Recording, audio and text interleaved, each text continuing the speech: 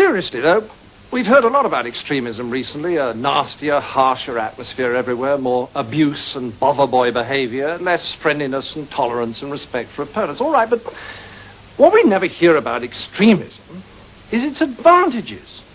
Well, the biggest advantage of extremism is that it makes you feel good because it provides you with enemies. Let me explain. The great thing about having enemies is that you can pretend that all the badness in the whole world is in your enemies and all the goodness in the whole world is in you. Attractive, isn't it? So, if you have a lot of anger and resentment in you anyway, and you therefore enjoy abusing people, then you can pretend that you're only doing it because these enemies of yours are such very bad persons. And that if it wasn't for them, you'd actually be good-natured and courteous and rational all the time.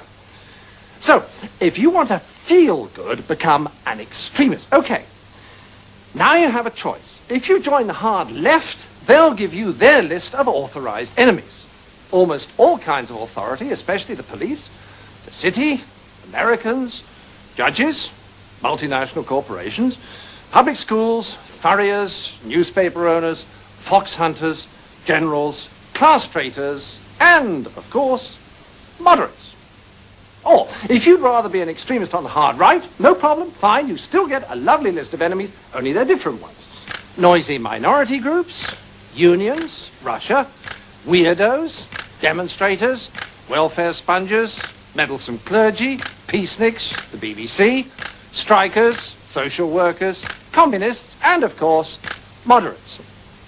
And upstart actors. Now, once you're armed with one of these super lists of enemies, you can be as nasty as you like and yet feel your behaviors morally justified. So you can strut around abusing people and telling them you could eat them for breakfast and still think of yourself as a champion of the truth, a fighter for the greater good, and not the rather sad paranoid schizoid that you really are.